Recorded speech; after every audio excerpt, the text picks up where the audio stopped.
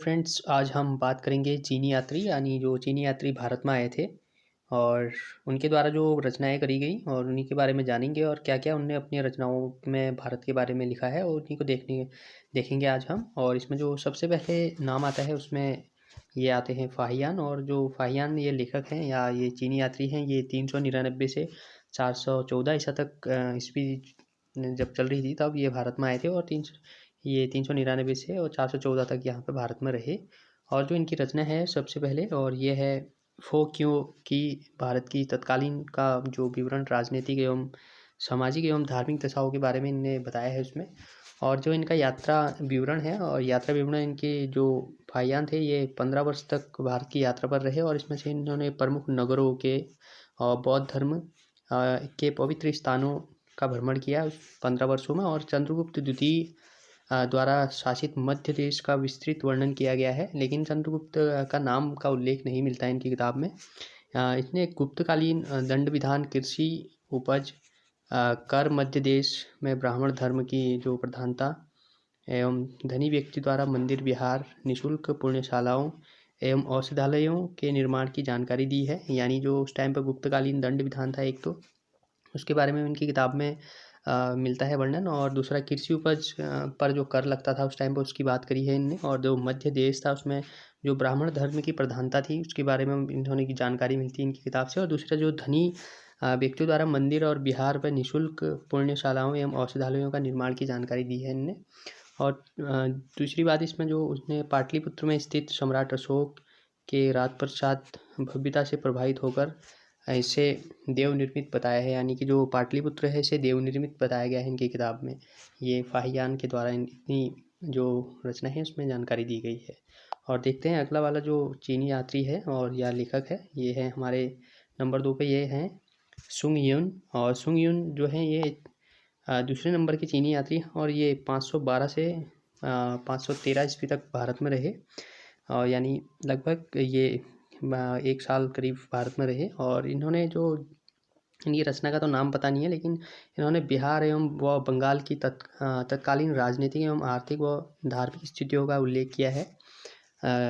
उस टाइम पर जो यहाँ पे हमारे बिहार और बंगाल में जो वहाँ की राजनीतिक यानी राजनीतिक वहाँ पे शासन प्रशासन और वहाँ की अर्थव्यवस्था कैसी थी और धार्मिक स्थिति कैसी थी उसका उल्लेख इनकी किताब में मिलता है। और अगले जो हैं ये काफ़ी महत्वपूर्ण चीनी यात्री हैं और इसमें इनका नाम आता है वेनसांग। और वेनसांग जो हैं ये 629 से 645 ईस्वी तक भारत में रहे।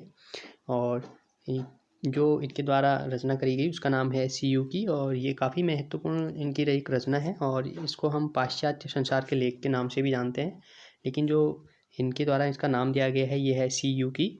और ये जो ह्वेनसांग थे ये भारत में लगभग 16 वर्ष तक इन्होंने भारत की यात्रा की एवं यहाँ प्रवास किया। और इन्होंने विश्व प्रसिद्ध नालंदा विश्वविद्यालय जो था हमारा, तो उसमें इन्होंने नालंदा विश्वविद्यालय में अध्ययन किया तथा यह ज्ञान एवं शिक्षण के उच्च स्तर की इन्होंने प्रशंसा की वहाँ की और उस टाइम की।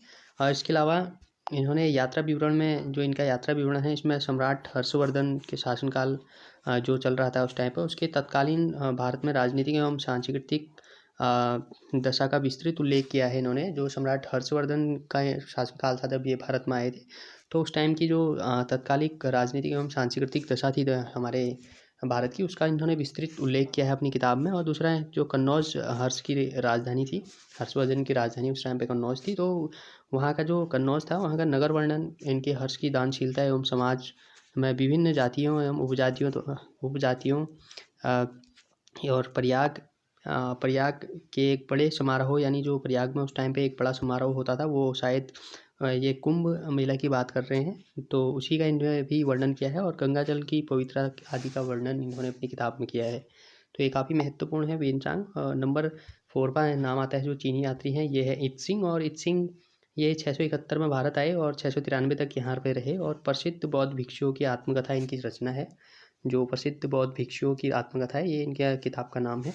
और दूसरा जो इत्सिंग थे ये वेनसांग के चीन लौटने के बाद भारत आए थे और इन्होंने जो बंगाल में जो ताम्रलिप्ति वर्तमान ताम्लुक 3 वर्षों तक संस्कृत का अध्ययन किया है यहाँ पे।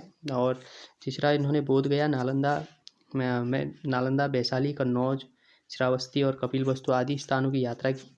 यहाँ यात्रा के दौरान इन्होंने अपने यात्रा वृत्तांत में उसमें नालंदा एवं विक्रमशिला विश्वविद्यालय का जो शिक्षा प्रणाली थी और हर्षकालीन समाज तथा तत्कालीन भारत में प्रचलित बौद्ध धर्म के 4 संप्रदायों का उल्लेख इन्होंने अपनी किताब में किया है। और दूसरा, इत्सिंग जो से चीन वापस जाते समय यहाँ से बौद्ध त्रिपिटकों की 400 प्रतियाँ अपने साथ लेके गए थे।